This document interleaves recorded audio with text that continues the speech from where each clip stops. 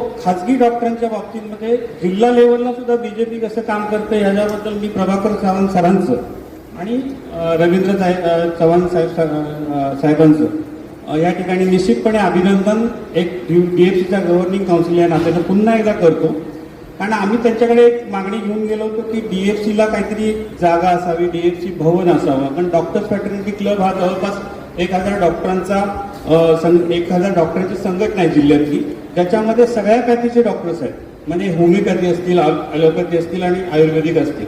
तर ह्या सगळ्या पॅथीच्या डॉक्टरांना एक प्रकारचं एक सेंट्रल प्लेसमध्ये एक भवन पाहिजे होतं की ज्याच्यामध्ये ते मल्टीपर्पज काम करेल आणि रुग्णसेवेपासून ते डॉक्टरांच्या कुटुंबापर्यंत सगळ्यांना, आणि शिवाय आमचे काही CMEs प्रोग्राम्स असतील तर ते अकॅडमिक प्रोग्राम्स त्या ठिकाणी राबवावेत. यासाठी आम्हाला एक जागा हवी होती आणि ती जागा मी आज या ठिकाणी अभिनंदन करेन. प्रभाकर सावंत सरांनी हा शब्द आमचा मानून आम्हाला 1 एकर जागा बक्षीस पात्र त्या ठिकाणी करून पण दिलेली आहे आणि त्याची पुढची प्रोसेस या ठिकाणी आम्ही सगळे डॉक्टर लोक मिळून करतोय.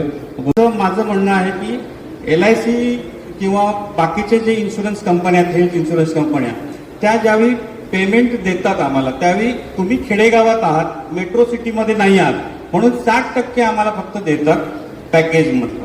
म्हणजे समजा एखादं पॅकेज समजा 10,000चं आहे तर ते 9,000 रुपये पुण्यामध्ये, मुंबईमध्ये दिले जातात.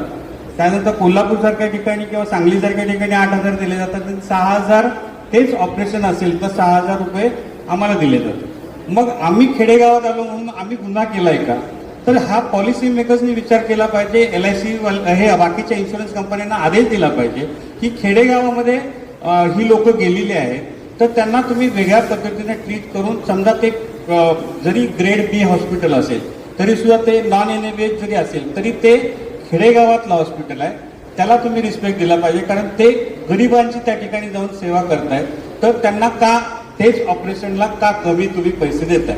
ह्याबद्दल आवाज तर उठवलाच पाहिजे. ह्यासाठी मी या ठिकाणी डॉक्टरांच्या वतीनं ही विनंती करतो की सगळ्यांनी या गोष्टीमध्ये जरा थोडासा इंटरेस्ट घ्यावा आणि पुढे जाऊन आम्हाला त्या पद्धतीने थोडीशी मदत मिळवून द्यावी. त्याच्यानंतर